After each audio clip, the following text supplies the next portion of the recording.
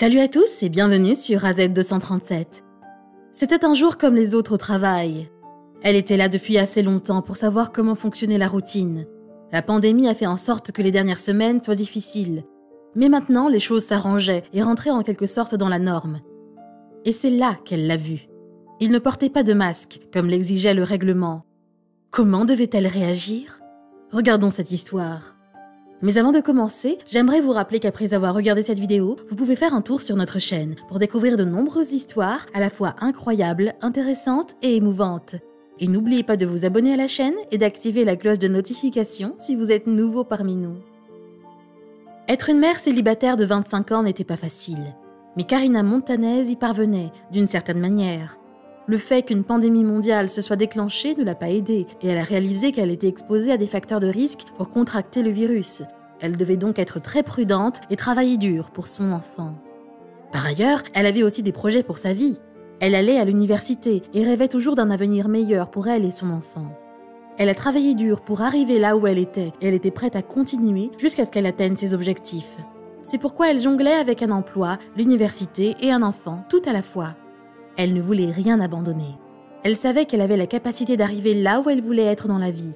Mais tout cela allait être balayé d'un seul coup. Karina travaillait comme serveuse au DJ's Dugout à Bellevue.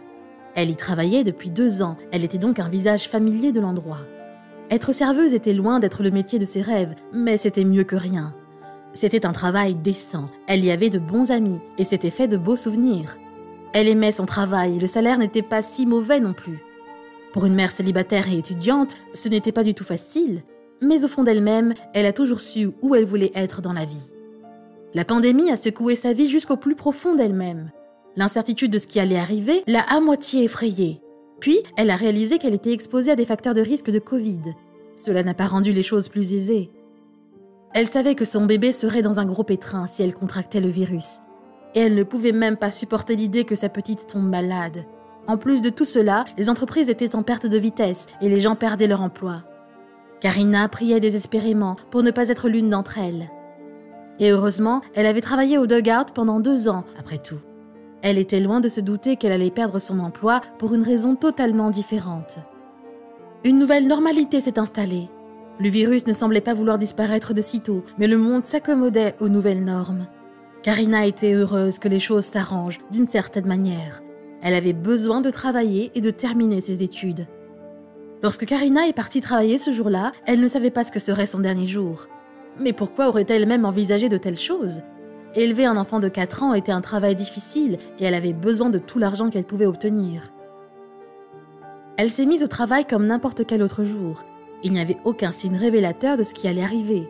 Elle a attaché son tablier et s'est mise au travail.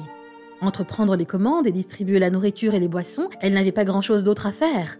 La journée se déroulait comme d'habitude, les clients allaient et venaient.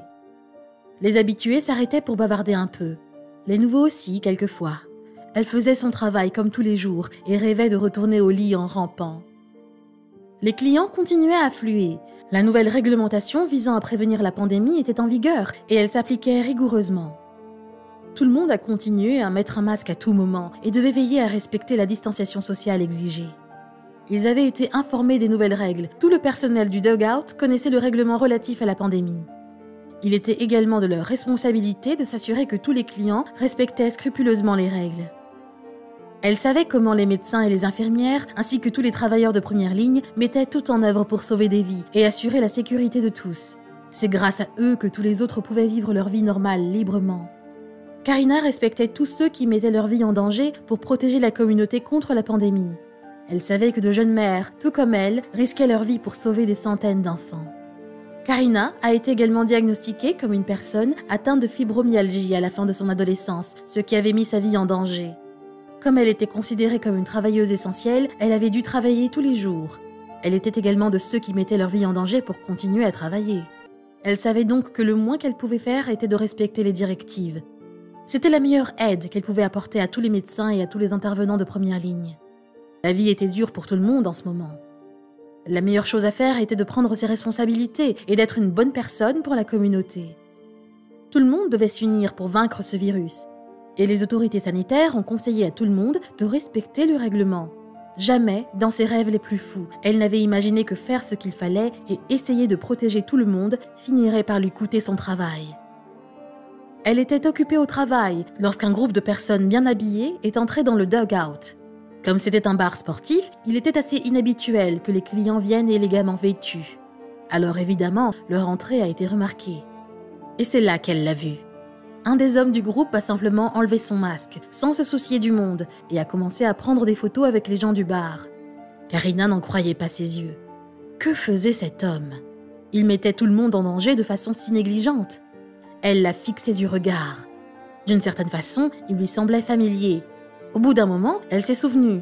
C'était le gouverneur Pete Ricketts. Le fait qu'il était gouverneur ne justifiait pas son comportement négligent. Au contraire, cela ne faisait qu'empirer les choses. En tant que gouverneur, il avait la charge de veiller au bien-être de la population et non de la mettre davantage en danger. Karina voulait s'approcher de lui pour lui dire de porter son masque. Elle voulait lui montrer tous les panneaux demandant aux clients de respecter le règlement Covid.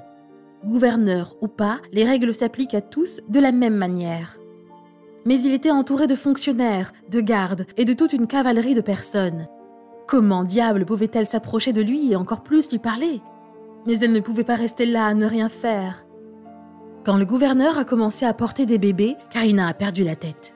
Les petits risquaient fort de contracter le virus et il était bien connu que cela pouvait leur être fatal. Et voici le gouverneur qui tenait un enfant sans masque. Ne se souciait-il pas du tout de son peuple?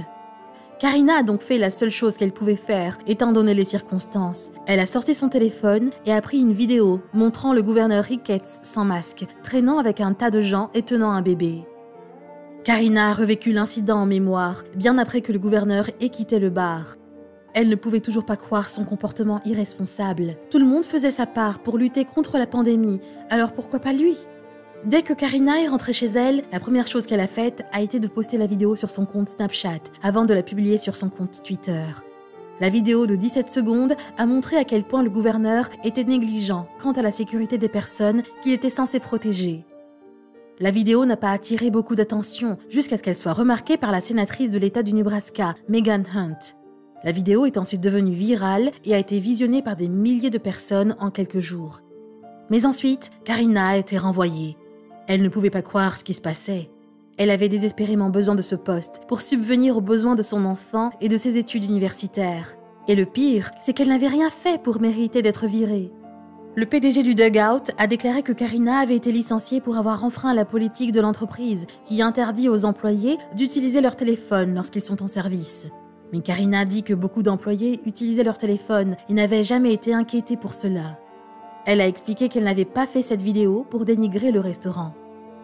Oui, la vidéo a été enregistrée dans le restaurant, mais le but était de montrer aux gens comment se comporte notre gouverneur pendant que nous sommes dans cette pandémie où les gens meurent littéralement.